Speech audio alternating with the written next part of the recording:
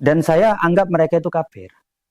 Masa itu Masa itu orang tua dikafirkan, orang tua dikafirkan, bahkan kakek itu ya, kakek dikafirkan. sama seperti HTI kalau begitu. Ya.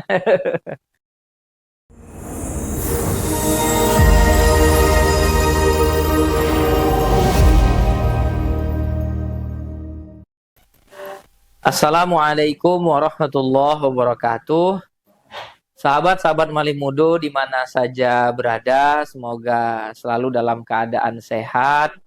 Alhamdulillah, hari ini saya ditemani oleh saudara kita, yakni saudara Angga. Gimana nih kabarnya? Alhamdulillah. Alhamdulillah sehat ya. Keluarga gimana? Sehat juga, Sehat sehat. ya. Alhamdulillah. Baru nikah ya? Iya, baru nikah. Baru nikah ya. Eh, jadi sahabat-sahabat Malimudo sekalian, saya kenal dengan saudara Angga ini mungkin sudah bisa dibilang tahunan lah ya. Sekitar 22 tahun ada lah ya kita kenal. Dan alhamdulillah hubungan baik ini sampai sekarang tetap terjalin dengan baik ya. Dan beberapa bulan yang lalu sepertinya sudah lama kami sudah merencanakan untuk ngobrol-ngobrol, untuk bincang-bincang terhadap masalah eh, masalah negara inilah. Karena beberapa kali kami bertemu, saudara Angga menyampaikan kepada saya bahwa beliau ini pernah menjadi pengurus NII, Negara Islam Indonesia, atau biasa disebut dengan DI lah ya, Darul Islam begitu. Mungkin Bang Angga bisa dijelaskan yang pertama bagaimana sih ketertarikan Bang Angga ini sehingga kemudian memutuskan diri untuk bergabung di NII. Mungkin bisa disampaikan ke saudara-saudara kita. Baik, bismillahirrahmanirrahim. Assalamualaikum warahmatullahi wabarakatuh. Waalaikumsalam warahmatullahi wabarakatuh. Yang kami muliakan, yang kami hormati Ustadz Muzani Al-Fadani. Memang sebagaimana yang beliau telah sampaikan, sudah jauh-jauh hari ya kita sudah memiliki rencana untuk ngobrol-ngobrol seperti ini, Ustadz ya. Berkaitan tentang masa lalu saya sebagai seseorang yang pernah berkecimpung di suatu wadah, yang wadah ini yang masyhur dikenal sebagai nama Negara Islam Indonesia. Berkaitan tentang pertanyaan yang Ustadz tanyakan tadi, yang pertama kali kenapa saya itu tertarik kepada NII ini, ya.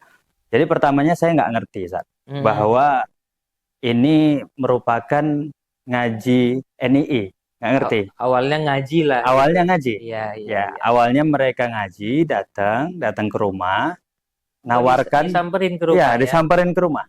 Disamperin ke rumah, karena saya sebelumnya itu aktif di masjid. Aktif di masjid, mereka mungkin udah pernah melihat saya itu di masjid, kemudian tahu juga rumahnya. Jadi langsung samperin ke rumah. Nyamperin ke rumah, cerita-cerita, Bang, kira-kira mau ngaji nggak? Saya bilang mau. Ngaji apa? Ngaji Al-Quran. Kita juga lagi semangat. Kita pun lagi semangat-semangatnya. Ngaji Al-Qurannya kayak mana? Ya saya kira kalau ngaji Al-Quran dulu tuh memperbaiki bacaan, tajwid, memperbaiki tajwid, makhrijul hurufnya. Tetapi ini berbeda. Mereka membawa Al-Quran dengan sekaligus terjemahan Al-Quran itu dikasih ke saya. Dikasih ke saya. Nanti kita atur jadwalnya, Bang ya. Kita atur jadwalnya. Itu malam Rabu, saat itu malam Rabu kita mulai mengaji. Awal mengaji. Awal mengaji. Pertama mengaji, saya senang. Senangnya itu seorang dai yang saya pandang selama ini saya nggak pernah mandang dai seperti itu, dengan pembicaraan yang luar biasa, retorika yang baik.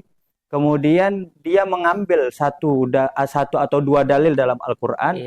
Disuruhnya saya coba buka surah ke-7 misalnya. Nama surahnya surah Al-A'raf.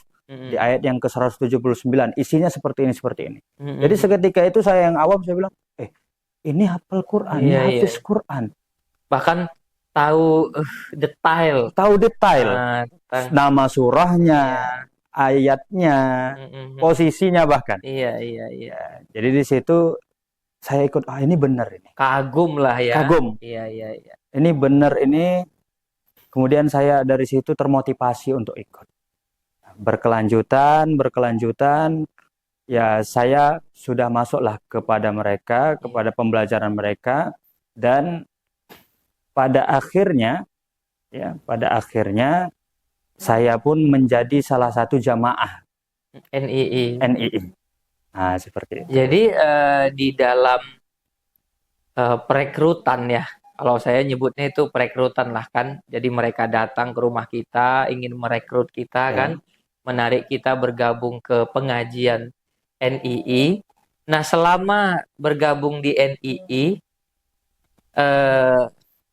kan kalau saya dulu kan di kampus tuh kan ikut organisasi mahasiswa itu seperti PMII, Pergerakan Mahasiswa Islam Indonesia, kan ada kaderisasinya, tingkatan kaderisasinya. Nah, apakah Bang Angga juga merasakan kaderisasi itu mungkin bisa disampaikan kepada kawan-kawan Malim Mudo, pengalaman kaderisasi selama di NII?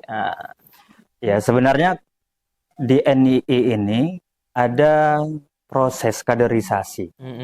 Pertama, bagi orang-orang yang baru masuk, Ustaz. Baru masuk, mereka diajarkan tentang bagaimana bersemangat untuk menuntut ilmu. Jadi pertama dari awal kitab mereka itu kita diajarkan untuk bersemangat lah, menumbuhkan semangat kecintaan terhadap ilmu agama, ya. Giroh kita dinaikkan lah oleh mereka. Itu ada beberapa tingkatan, yaitu tingkatan pertama itu ada pembahasan tentang ilmu, tentang ilmu. Yang kedua itu tentang insan. Yang ketiga tentang ma'rifatullah.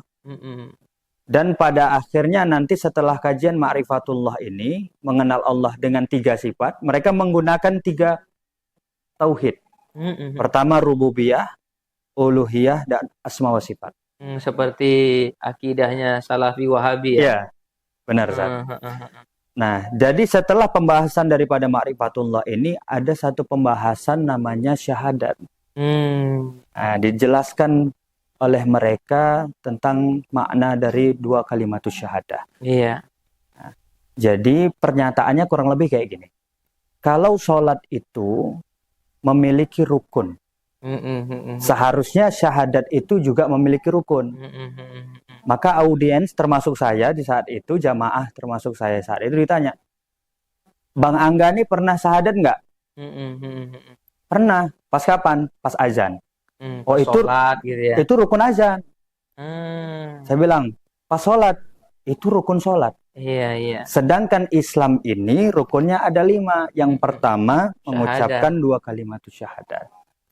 Nah, kapan Bang Angga mengucapkan syahadat? Dianggap karena belum bersyahadat. Belum bersyahadat. Padahal saat itu saya udah sholat, udah azan. Tapi itu tidak menjadi bukti bahwa saya itu bersyahadat menurut mereka. Jadi bisa dibilang bahasa kasarnya belum masuk Islam. Belum masuk Islam. Ya, belum masuk Islam. Iya. Diumpamakan lagi seperti ini, Ustaz. Kita ikut di suatu perlombaan. Nah, kita kenceng berlomba dan kita menang saat lomba itu, tapi kita nggak daftar. Maka kemenangan kita itu nggak dianggap sebagai kemenangan karena sebelumnya kita belum daftar. Ya. Arti maksudnya itu belum bersyahadat lah. Nah, di saat itu masuk di akal saya. Iya. Sebagai orang yang masuk di akal. Iya pula. Kapan-kapan aku syahadat. Nah, waktu pas sholat itu rukunnya sholat. Waktu pas azan itu rukun azan. Itu menurut mereka. Jadi bagaimana Bang Angga mau syahadat saat ini? Ya, saya mau. Di saat itu juga lah saya disalam, ambil wudhu, saya disalam dengan ucapan raditu billahi robba wa bil islami dina wa bi Muhammadin nabiyya wa rasula. Kemudian asyhadu alla ilaha illallah asyhadu anna Muhammadar rasulullah. Saat itu mereka yang mensyahadatkan saya mengatakan dosa Bang Angga yang lalu itu sudah terhapuskan. Karena baru masuk Islam. Karena baru masuk Islam. Allah. Iya, jadi itu perjalanan yang pertama kan? Perjalanan yang pertama. Perjalanan yang pertama artinya orang-orang, saya menangkapnya seperti ini sih. Saya menangkapnya kasarnya, orang-orang yang belum mengikuti pengajian mereka ada kemungkinan dianggap belum Islam, gitu ya. Ya gitu nggak kira-kira? Bukan kemungkinan lagi, memang belum Islam. Memang belum Islam. Waduh, bahaya ini. Orang yang belum bersyahadat kepada mereka itu orang yang belum Islam.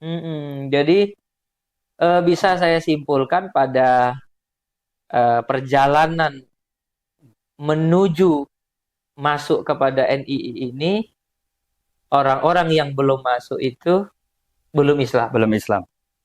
Bisa dilanjutkan?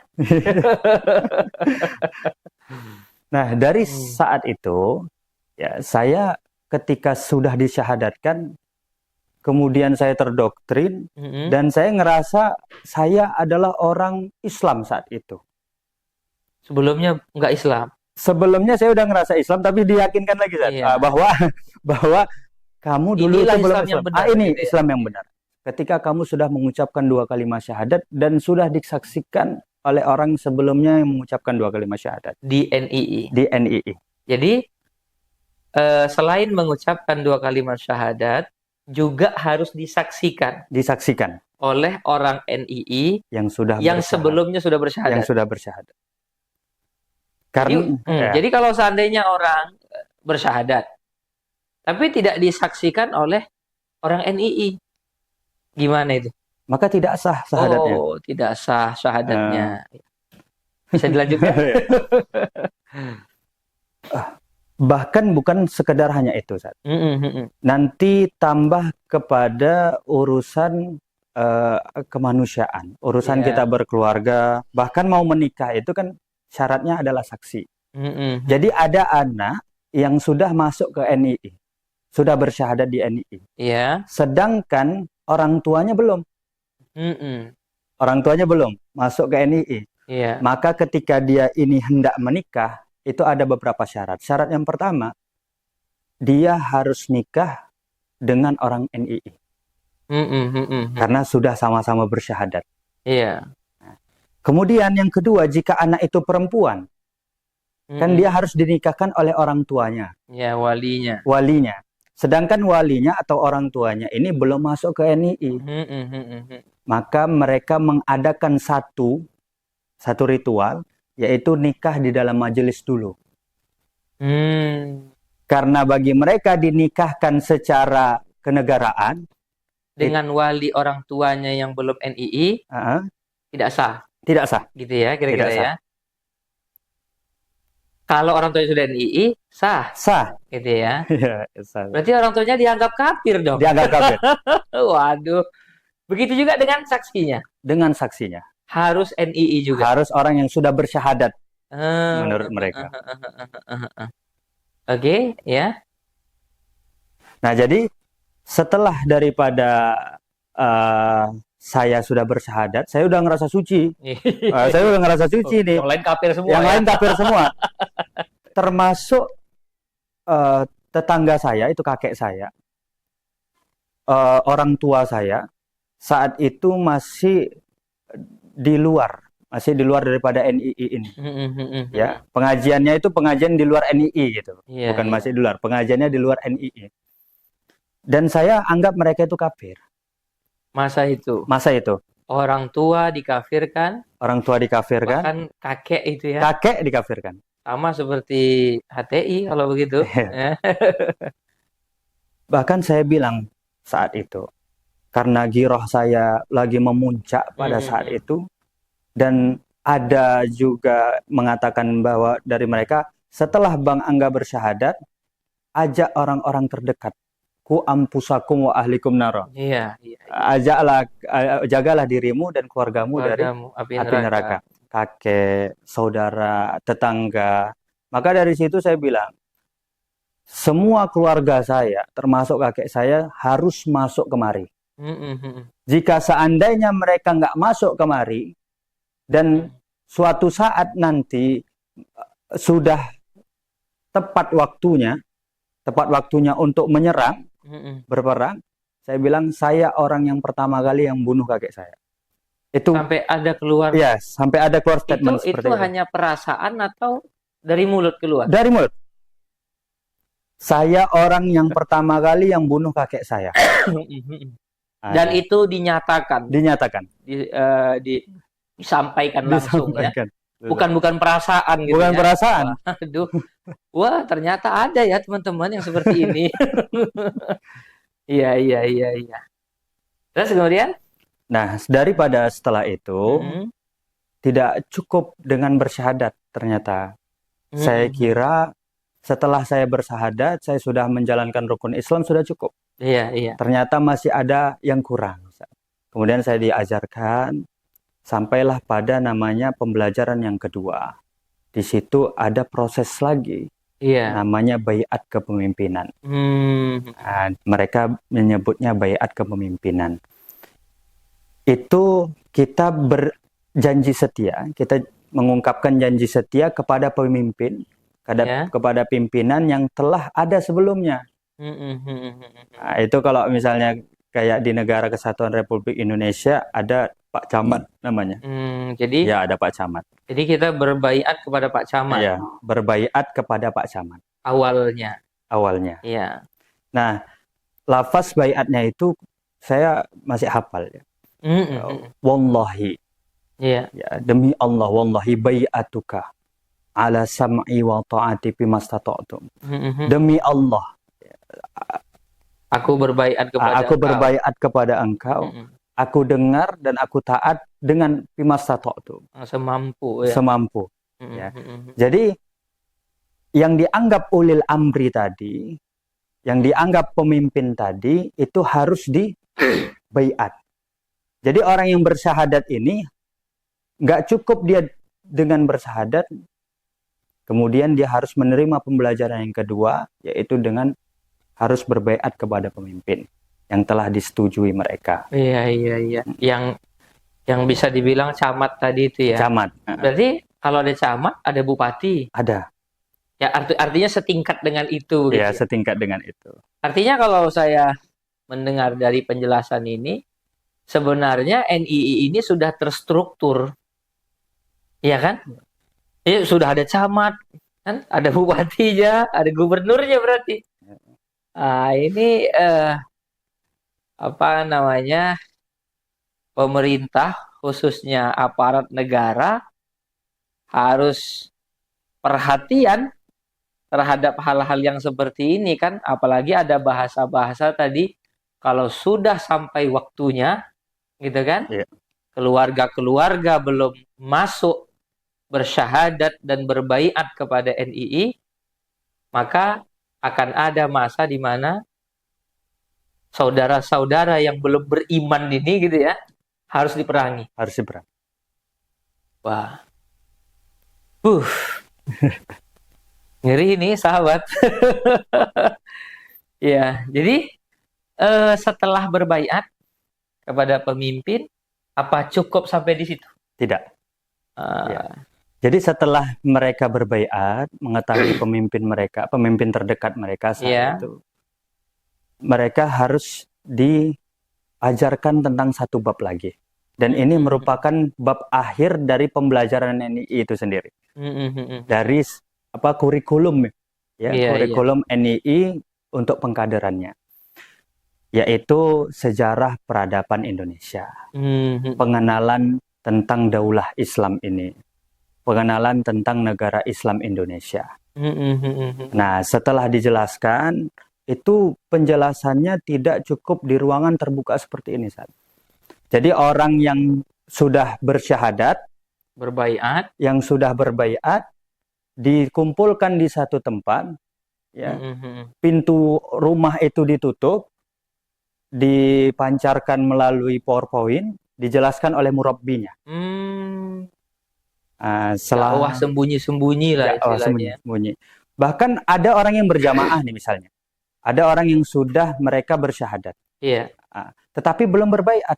Mhm. Di saat itu ia ingin masuk nih, ingin masuk ikut materi itu nggak boleh. Belum boleh ikut Belum boleh. materi itu. Materi sejarah peradaban tadi ya. Peradaban Belum Islam boleh. tadi. Nah, di situ yang disampaikan adalah tentang dua negara yang harus dipilih oleh orang yang sudah bersyahadat dan orang yang berbaiat. Apa itu? Yang pertama, negara yang hak menurut mereka yaitu negara Islam Indonesia. Ya. Kemudian negara yang batil. Negara kufur. Negara togut. Tohut mereka Negara menyebutnya, kufur, ya. Yaitu Negara Kesatuan Republik Indonesia. Nah, di saat itu, ya, saya tentu memilih negara yang hak, yaitu negara Islam Indonesia. Karena di saat itu kita disajikan dengan dua negara saja, yaitu pilih negara hak atau negara batil menurut mereka.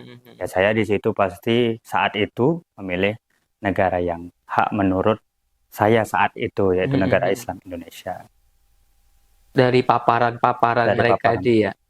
Memang sahabat-sahabat Malim Mudo, aliran seperti ini saya baru kali ini ya mendengar penjelasan ini. Kalau melihat organisasi-organisasi yang lain seperti Hizbut Tahrir, ya hampir-hampir sama sih. Kadang disajikan dengan pertanyaan yang sebenarnya membuat kita bingung. Misal, sahabat saya mantan-mantan HTI itu beberapa bercerita ketika pengkaderan ini, Bang Angga, mereka itu dihadapkan dengan pertanyaan seperti itu. Pilih Presiden Jokowi atau pilih Nabi Muhammad? Kan bingung kita. Atau pilih Pancasila atau Al-Quran? Kan? Jadi kalau kita memilih Al-Quran, berarti kita meninggalkan Pancasila. Kalau kita memilih Pancasila, berarti kita meninggalkan Al-Quran. Kan sama seperti tadi. Dihadapkan dengan pertanyaan yang sebenarnya itu tidak apple to apple gitu. Jadi begini, ini saya tidak mau mengorek terlalu dalam lah ya. Jadi bukan dalam karena ini sebenarnya saya melihat intinya NII tidak menganggap orang-orang yang berbeda dengan mereka sebagai umat Islam. Itu yang saya bisa ambil kesimpulan singkatnya. Begitu. Jadi termasuk saya ini sebenarnya ini masih kafir ini. Kalau dalam pandangan NII kan begitu, karena belum bersyahadat dengan orang yang sudah bersyahadat di NII. Kan begitu dari kesimpulan tadi kan. Nah, yang saya dengar nih kan Bang Angga ini sudah menyatakan diri keluar dari NII. Apa sih yang melatar belakangi Bang Angga kemudian keluar dari NII? Iya. Jadi bagi orang yang belum bersyahadat tadi kafir. Dan orang yang sudah pernah bersyahadat di mereka dan keluar lagi seperti saya ini disebut murtad. Oh. Berarti ini podcast antara orang kafir dengan orang murtad. Jadi saya itu ketika udah keluar maka seketika itu saya dianggap sebagai orang murtad. Dan yang melatar belakangi saya itu untuk keluar dari negara Islam Indonesia ini, yaitu ketika unyang saya itu meninggal. Unyang itu, sahabat Malim Muda sekalian, kalau ada yang nggak tahu, unyang itu ayahnya kakek. Iya, ayahnya kakek. Ayahnya kakek. Kalau di sini orang Melayu itu nyebutnya unyang. Kalau orang Jawa itu uyut. Gitu. Jadi unyang saya itu meninggal. Kan beliau ini belum masuk ke negara Islam Indonesia ya? Kan nggak masuk negara Islam Indonesia. Seketika beliau meninggal, itu saya yang hadapi mayatnya. Saat itu, beliau mengucapkan kalimat syahadat. Sebelum meninggal. Sebelum meninggal. Itu berketepatan malam Jumat. Pertama malam Jumat. Ya, berketepatan malam Yang kedua akhir kalamnya itu syahadat. Syahadat. Di situ saya sadar. Selama ini saya ngapirkan beliau, termasuk beliau. Semoga Allah ampuni saya lah saat itu saya ngapirkan beliau. Saya ngapirkan kakek saya, iyut saya saat itu. Tapi ketika beliau meninggal, beliau mengucapkan kalimat la ilaha illallah Muhammadur Rasulullah. Yang mana kita sama-sama mengetahui orang yang di akhir kalamnya mengucapkan la ilaha illallah, ya, dakhalal jannah, surga, masuk ke dalam surga. Lah ini kok bisa? Berarti selama ini ada yang salah dalam pemahaman aku, gitu. Dalam pemahaman saya itu ada yang salah. Nah, dari situ saya tarik kembali. Saya tarik kembali ke dalam diri saya. Berarti selama ini bukan mereka yang salah, tetapi sayalah yang salah. Bukan kakek-kakek kita. Bukan kakek-kakek gitu kita yang salah. Saya yang salah. Padahal nasihat itu bukan melalui kakek saya ngomong ke saya, itu ngajimu salah, enggak. Nasihat itu bukan daripada orang tua saya yang itu ngajimu salah, itu enggak. Tapi dengan kematian unyang saya atau iyut saya tadi, itu menjadi nasihat bagi saya bahwa aku pun nggak masuk pengajian itu kok bisa mati dalam keadaan kayak gini, kira-kira kayak gitu. Iya. Nah, jadi hal itu juga yang menjadi penurun, ya, menurunkan giroh saya saat itu di pengajian itu, yang dulunya semangat, jadi mentah lah ya. Jadi mentah.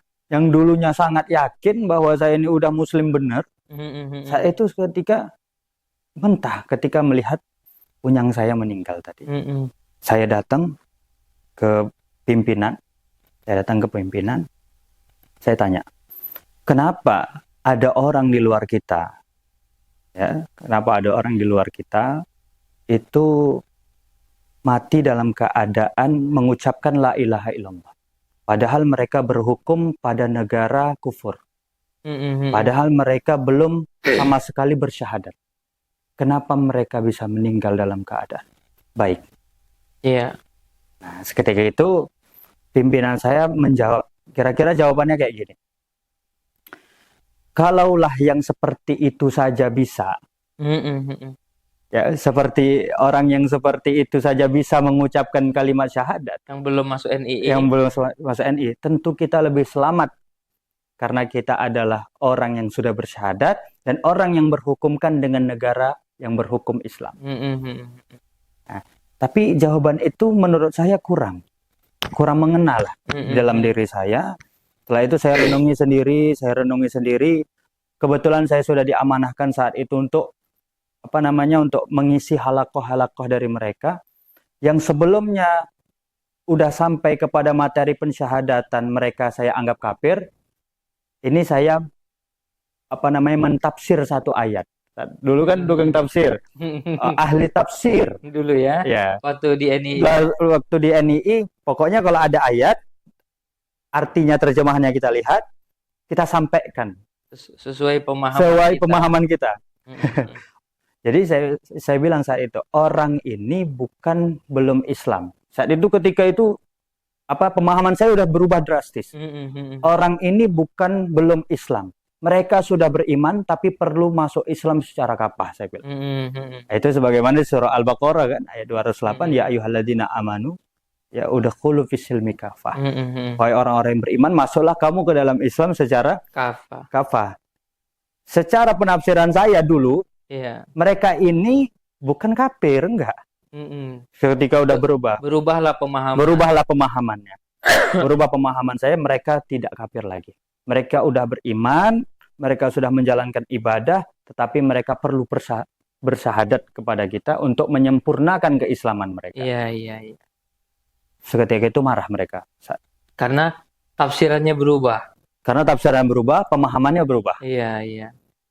Saya diundang, saya didatangkan ke satu forum, dan forum itu didatangi oleh, tadi kan ada setingkat camat. Nah, ini gubernurnya pun datang pada masa itu ya. Untuk nyidang saya saja. Karena di saat itu saya udah banyak mensyahadatkan orang-orang. Jadi orang Syahadatkan di NII. mensyahadatkan Ya. di NII, halaqah NII. Mm-mm. Saya syahadatkan orang-orang, dan saat itu pemahaman saya itu mereka kafir. Sebelum pada akhirnya setelah unyang saya meninggal tadi, Mm-mm. saya berubah pemahamannya bahwa mereka tidak kafir lagi, kan gitu. Iya. Hanya perlu saja bersyahadat untuk menyempurnakan keislaman. Mm-mm. Karena itu booming satu NII. Saya dipanggil sama pimpinan, suruh ngadap ke bupati. Mm-mm. Saat itu tingkatannya bupati, kemudian dibawa ke satu kantor. Ya saya nggak sebutkan kantornya di mana. Iya, iya, iya. Kemudian dijumpai oleh gubernur dan para staf lah saat itu. Saya disidang.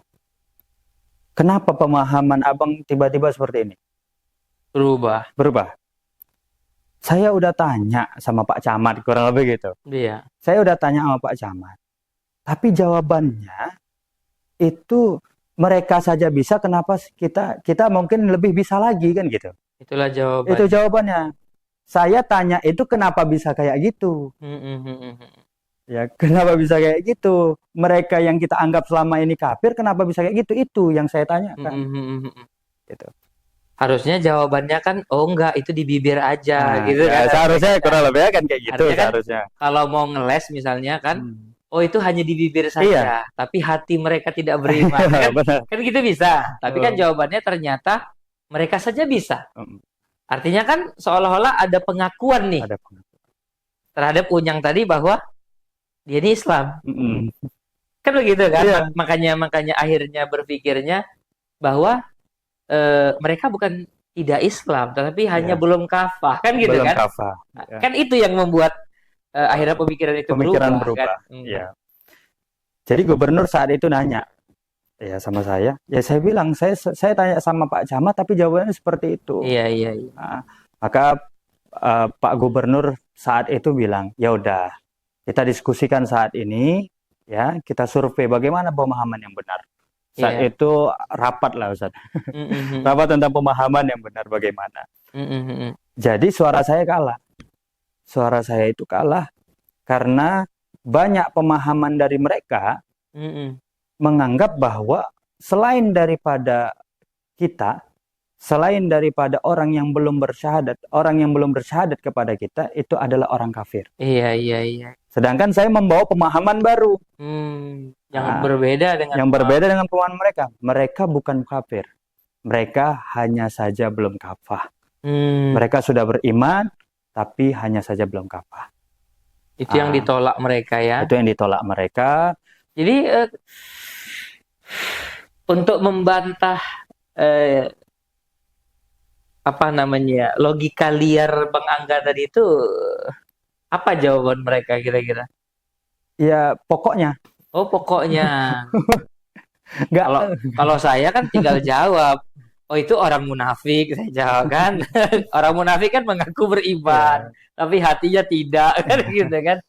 Berarti kurang jago itu. Ya pokoknya kalau mereka masih berhukumkan dengan negara kufur, itu tetap kafir. Iya. Nah, gitu saja.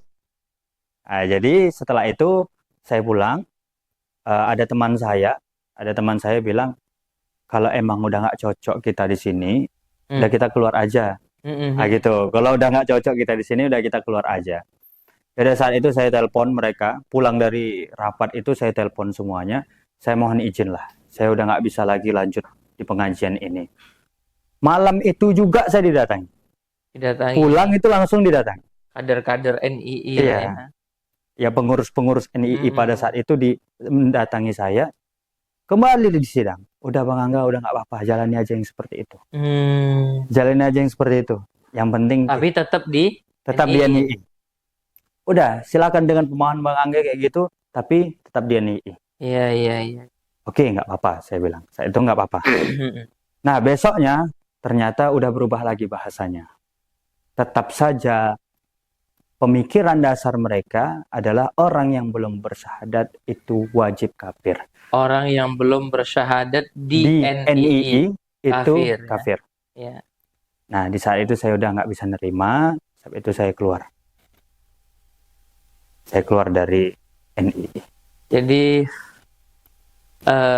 akhirnya seorang Unyang ya, atau seorang Uyut lah bisa dibilang, dari kejadian sebelum wafatnya membuat Bang Angga sadar Iya. bahwa ya mungkin gini ya, mungkin ada di latar belakangi dengan perasaan juga mungkin kan. Ini Unyangku meninggalnya malam Jumat. Sebelum meninggal syahadat. Kok iya masa mati kafir kan kayak gitu kira-kira gitu kan. Akhirnya kemudian merubah cara pandang yang selama ini sudah tertanam kan di kepala Bang Angga, dan dari hasil perdebatan dengan yang setingkat dengan camat tadi kok kayaknya tidak memuaskan kan begitu ya. Jawabannya nggak memuaskan. Nah, begitu juga ketika di sidang dengan bahasa pokoknya itu kan, itu juga mungkin tidak memuaskan sehingga akhirnya keluar. Jadi sekarang sudah murtad lah ya. Sudah murtad. Jadi sahabat-sahabat Malimudo, dari podcast kita kali ini, dari ngobrol-ngobrol kita kali ini, bisa saya simpulkan bahwa saya kafir, ya, sedangkan Bang Angga ini murtad. Gitu ya. Tadi nikah sama orang kafir ya. Menurut saya ini pemahaman yang sangat bahaya ya. Pemahaman ekstrim yang kalau hari ini mungkin mereka merasa belum punya kekuatan, masih berdakwah secara sembunyi-sembunyi, berusaha untuk mengislamkan orang yang mereka anggap belum Islam. Jadi menurut pemahaman kita, Islam di Indonesia ini kan sekitar 87%. Ya mungkin pemahaman mereka hanya tinggal 10% aja lah itu ya. Sisanya mau diislamkan lah ini. Mau diislamkan. Sahabat-sahabat Malimudo, dari hasil ngobrol-ngobrol ini saya berharap mana tahu ada sahabat-sahabat sekalian yang kemarin-kemarin merasa belum berislam, kemudian ingin mengkaji Islam lebih dalam. Saya berharap supaya sahabat-sahabat sekalian tidak salah di dalam memilih kajian. Jangan sampai hubungan kita dengan orang tua kita, hubungan kita dengan keluarga kita yang tadinya baik-baik saja, ya.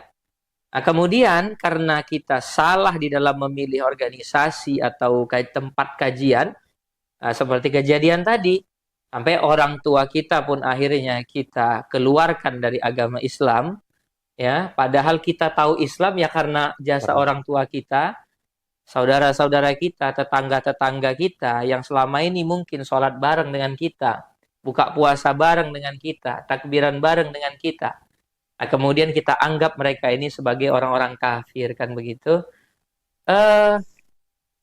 Mudah-mudahan bisa memberi pencerahan, Bang Angga. Saya sangat merasa berterima kasih Bang Angga bisa menyempatkan diri untuk kita ngobrol, memberikan pencerahan kepada sahabat-sahabat sekalian gitu. Semoga kita kembali pada garis dakwahnya baginda Nabi SAW, yakni dakwah yang rahmatan lil alamin, menjadi kasih sayanglah kepada seluruh alam. Itu aja kiranya, Bang Angga. Terima kasih. Semoga sehat. Itu juga dengan keluarga. Sahabat-sahabat Malimudo, wallahul muwaffiq ila aqwamit thariq. Assalamualaikum warahmatullahi wabarakatuh. Waalaikumsalam warahmatullahi wabarakatuh.